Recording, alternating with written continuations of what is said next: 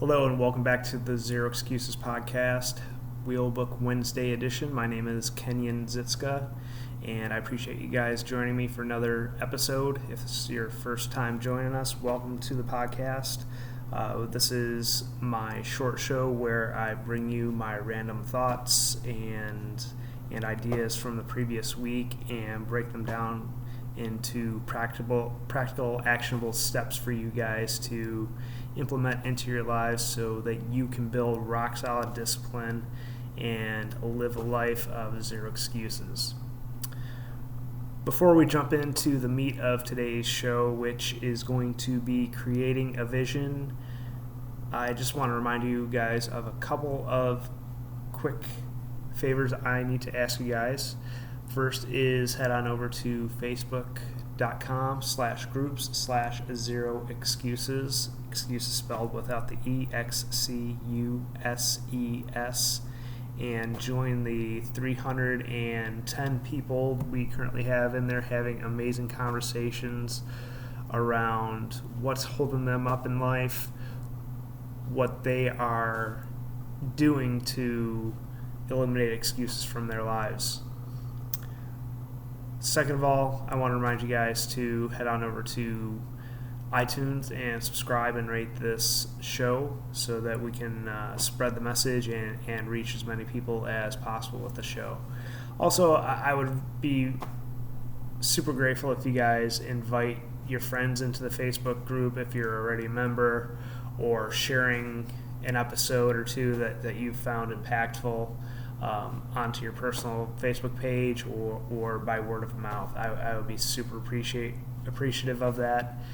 And without any further ado, let's jump right into the meat of what I'm here to talk with you guys about today, and that is creating a vision for yourselves and your personal lives. There's a lot of businesses or sports teams out there that have visions for what their future states look like, whether it's to win a championship or to double the company's sales this coming year.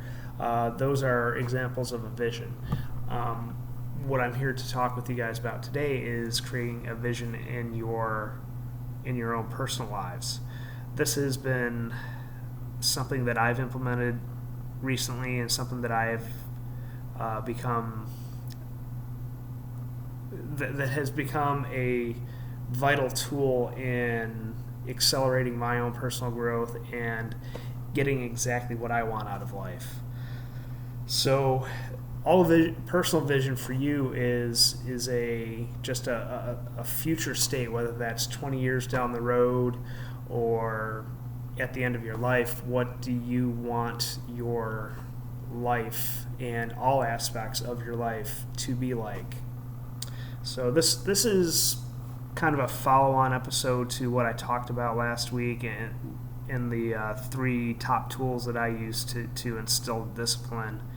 And I think I mentioned that if you don't know where you're going in life, it's extremely difficult for you to maintain discipline, because if you know exactly where you're going in life, it's going to be much, much easier for you to maintain discipline.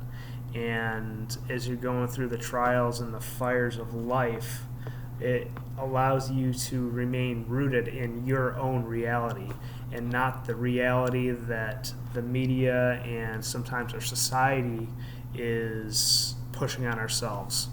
If you have a rock solid vision that you can lean on, it doesn't matter if the media is reporting that there's a downturn in the economy, that the job market is crappy, or whatever it may be. You can see past through all that BS and maintain your path towards what you want in your life. I remember reading recently, I think it was in one of Ryan Holiday's books, he cited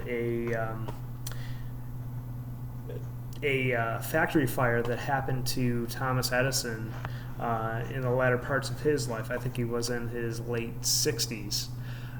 And the thing that jumps out at me about that story is as he was at the scene of the fire, he bumped into his son, and his son recalled him saying something to the effect of, "Son, go get your mother.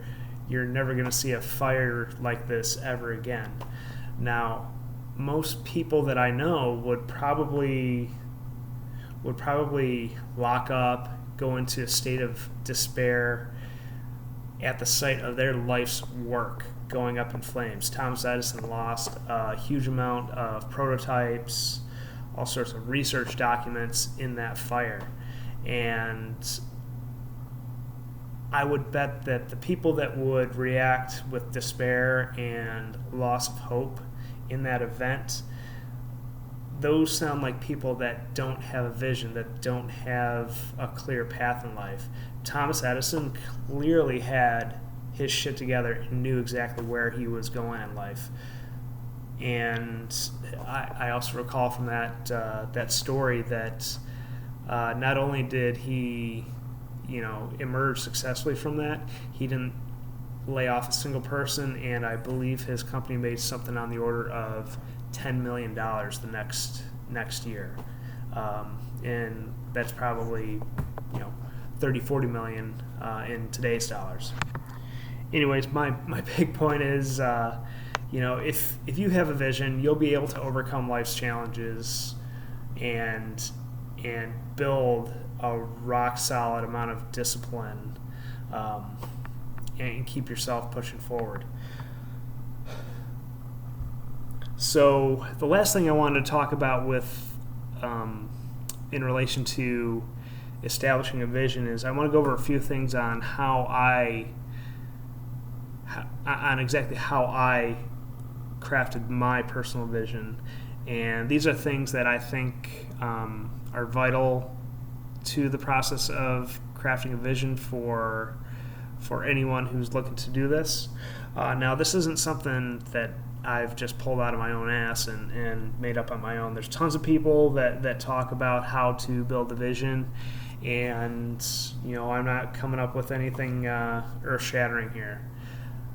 But I encourage you guys to broaden your scope beyond what I'm talking about here and look up information and see what some of the processes on how to create a personal vision are out there, because there's more than one way to skin a cat. I'm simply going to go over a couple of the key things that I use to craft my own personal vision. So the first thing I did was get myself into a peak emotional state. I turned on some music in the background, I dimmed the lights. I was actually on travel in a hotel room, so I knew that there was a very, very low likelihood of any interruptions. And I did it during a day where I had some I knocked some goals out of the park, and I was just feeling it that day. So make sure you're in a peak emotional state and you're not under any sort of stress or pressure situations. The second thing that was really key for me was turning off my rational conscious brain, because when you create a vision, you start dealing in possibilities and you leave any notion of any sort of limitations out of the thoughts that you're having. You don't think about how much money you're going to need to have this life that you want. You just spew your thoughts down onto paper, irregardless of the amount of money, the amount of effort, or the knowledge that you'll have to obtain to get to that point in your life. You just want to know where you want to go. And the third thing is, don't leave out any part of your life. Some of the biggest things that I thought about was, what do I want my body to look like? What do I want my bank account to look like? I know people may have reservations about getting a large bank account, but this isn't a time for you to be modest. This isn't a time for you to play it safe. You're laying everything out here when you're crafting a personal vision. You also want to think about, if you're not married yet, or if you're not in a long-term relationship, what do you want your husband, your partner, your wife, what do you want that person to look like? You also want to get super detailed. I encourage you guys to just get as detailed as possible with this vision, because the more clear you are, the less likely you are to deviate from it. And the fourth thing is to not only just write this down, with pen and paper. I would encourage you to type this out, on the computer, take it to a print shop, invest some money in printing this out and making it nice and reading it every fucking day, because things are going to happen in life that are going to try to derail you. And if you're reviewing your vision every day, this is going to become a part of your soul. This is going to become so ingrained in you that no amount of shit talking by your friends or your family, or whatever events that life or Mother Nature throw at you, you're going to be able to stay on the path that you want to be on to obtain the life that you want. So that's what I have to share with you guys today. Hope this is useful. I really appreciate the feedback I've been getting on both the interview shows and this Wheelbook Wednesday show. I appreciate the questions that you guys have been throwing at me. I appreciate the reviews on iTunes. I think we have over 35-star reviews already, and if you haven't left a review and this is making an impact on your life, I appreciate it if you head on over to iTunes and just drop us a review. Share this with your friends. Tell them about Zero Excuses. I want to reach as many people as possible. I don't make a dime from this podcast or the Facebook group, and I'm just sick of people playing it safe. I'm sick of people making excuses on why they're not getting the life that they want. So I'm going to leave it there, guys. Again, I appreciate you tuning in, and I will talk with you guys next week.